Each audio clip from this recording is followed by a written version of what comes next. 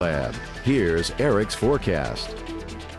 Today started off very spring-like with warm and humid conditions, and then as that front got a little closer this afternoon, that really helped to fire up those showers, even some thunderstorms across the area. And those were almost very spring-like thunderstorms, more typical for March and April than more or less January. And I think that's why the models underdid it a little bit. They just didn't understand the amount of moisture that we had in the atmosphere built up over these past several warm days. But then on the backside, we are looking at some cooler, more winter-like conditions for our Sunday. But this system is all part of a much bigger storm system that's moving through the country that produced a good bit of snow from the Great Plains up into the Midwest and then up into the Great Lakes and now pushing out into the Northeast, where several portions of the country saw multiple inches of snow from this system, and still some decent snows ongoing back through New York and then up into the New England area. We had some showers down through the East Coast, and that's what extends with the front back into our region of the country here in Acadiana and down along the Texas coast. We'll zoom in and you can really see how these showers and storms began to fire up this afternoon as that front starts to get a little closer,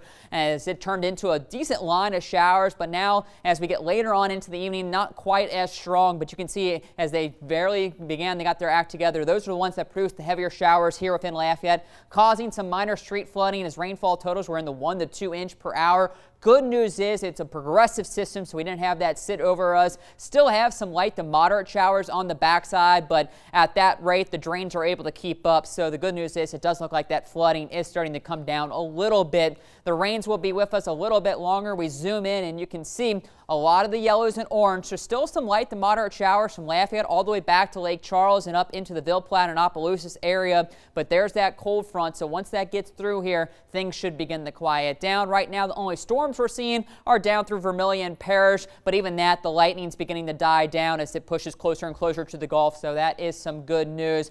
Maybe some storms could fire up as they move into St. Mary Parish, but even that system looks to be weakening, and I expect that to be the trend now as we move deeper into the evening. Most of this stuff should begin to fall apart, but at least some showers will continue for the next several hours through 9, 10 o'clock. But then after about 10 and 11, things begin to quiet down as that front starts to make its way out into the Gulf of Mexico. Clouds stick with us through a good bit of the night, but winds will start to pick up and cooler air will begin to make its way into Acadiana. And you can see by 10 o'clock tomorrow morning, most of the clouds are even out of here. So a good bit of sunshine should make its way in for our Sunday, but get ready for some cooler temperatures. Tonight, we'll be seeing them drop down into the mid-40s here along the interstate, but as we get some of that clearing to the north, could drop into the 30s for Ville Platte up to Alexandria, so heavier coats and jackets will be needed for your Sunday. You do see a full bit of sunshine, but don't let that sunshine fool you tomorrow. Temperatures will only make their way into the lower 50s. That's 20 to 25 degrees cooler than what we have been the past several days, so you're going to notice a big time difference tomorrow afternoon.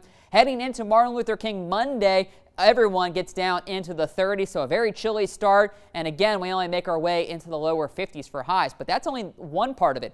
Winds will also be picking up, so feel like temperatures by tomorrow morning area-wide will be in the 30s. Even through the afternoon, we stay most of the day in the 40s, so it's going to feel much, much colder as you're out and about on your Sunday, even with that sunshine. Then near freezing temperatures as the wind chill for Monday morning. So it is going to look at some very cold days ahead. But here's how your Sunday plays out. A few clouds, temperatures in the mid-40s through the first half of the day, but eventually we go to full sunshine, temperatures about in the low 50s. But there you see those winds staying brisk out of the northeast, anywhere from 15 to 20 throughout much of the day. So that is going to add an extra chill throughout a good portion of our Sunday. And then the winter sticks with us not only for Monday, Tuesday, but also Wednesday. We're talking below average temperatures with highs in the 50s. By the end of the week, we do see the chance for showers returning Thursday into Friday. But outside of that, we start to warm back up with 60s returning by next weekend. And if the rain and weather caught you off guard today and you weren't watching our newscasts, then download the KTC weather app. It's a great tool. And it'll always keep you up to date whenever those showers move in. All right, perfect. Thanks so much, Eric.